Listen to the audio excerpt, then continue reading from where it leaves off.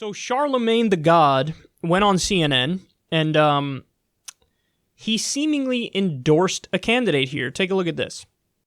Let's say the nominee is not the person you want it to be. Mm-hmm. I don't know who I want it to be yet. You don't know? I think I want it to be Senator Kamala Harris, only because I feel like, Donald Trump is setting the stage for the first woman president, specifically a woman of color. Because if you see how women of color have rallied since Donald Trump has been in the White House, whether it was the Women's March that Tamika Mallory and Linda Sarsour and Carmen Perez put together, or Alabama, the way they turned out in Alabama, right. It seems like the stage is being set for a woman of color president. And when you see somebody as qualified as Senator Harris is, it's like, why wouldn't you want that? Why wouldn't you rally around that?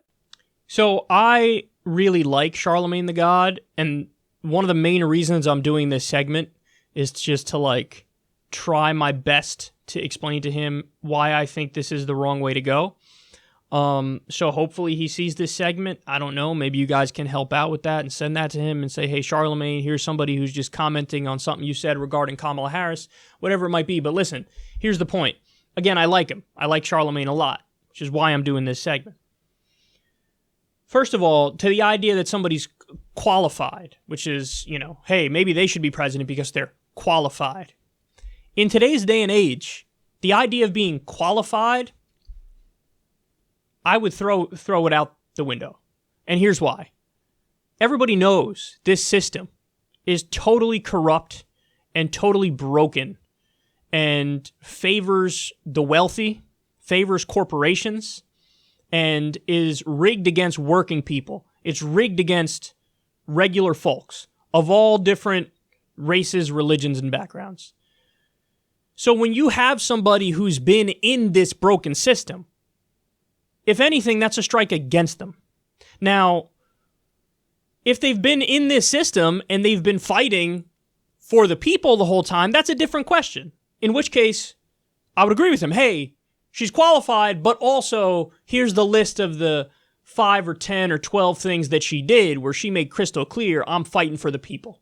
Okay? But she didn't do that, man. She didn't do that. So just a few of the things that Kamala Harris did that to me are huge red flags, that it's a no way from me. She laughed at the idea of legalizing marijuana in 2014 when she was asked by a reporter. The reporter said, hey, your Republican opponent is in favor of legalizing recreational marijuana. Are you in favor of that as well? She laughed at it. And she said, no, I'm not in favor of that.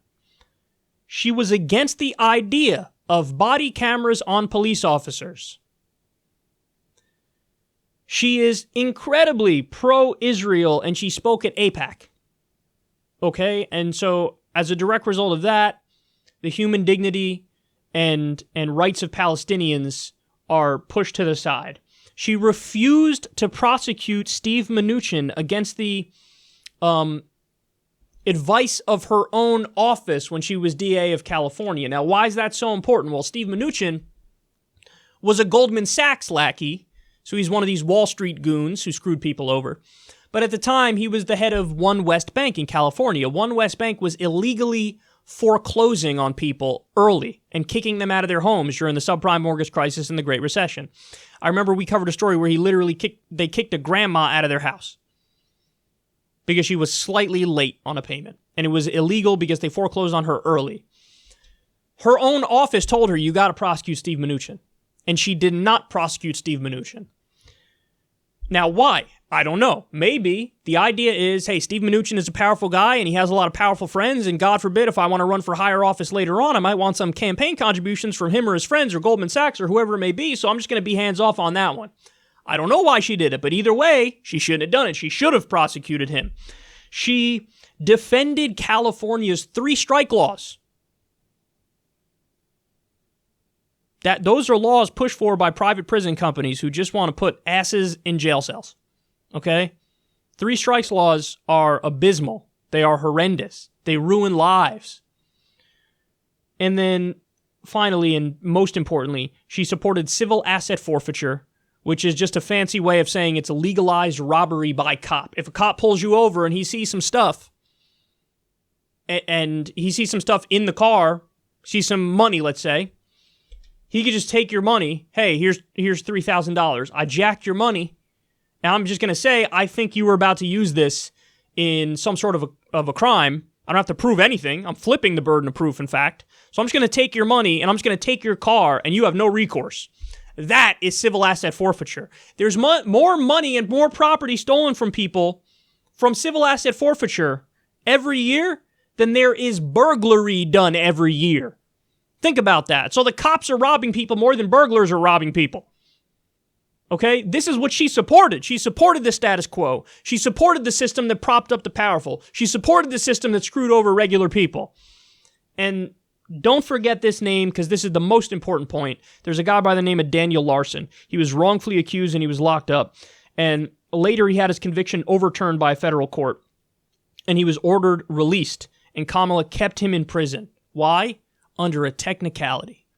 It had to do with his paperwork not being done on time.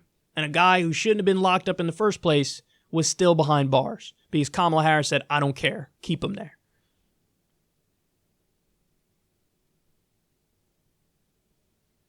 Is that what you support, Charlamagne? Listen, like I said, I like you. I think you're a good guy. I like your stuff. But if you're really a good guy, I don't think you can support that. So, what does somebody like myself care about? Very simple. I want Medicare for all. I want everybody to be covered. I want free college. I want a living wage. I want to end the wars. I want to legalize marijuana. I want very specific things. The only person I see who I'm confident will fight for every single one of those things is Bernie Sanders. Because not only is he right on those policy positions, his track record backs it up. He's been fighting for these things for decades. And he also said, when he was asked about it, hey, how are you actually going to get this accomplished? He actually said, I'll go straight to, so let's say I'm pushing for Medicare for all, healthcare for everybody in the country, and I'm being blocked because some blue dog Democrats, who are very conservative Democrats, don't want to vote for it.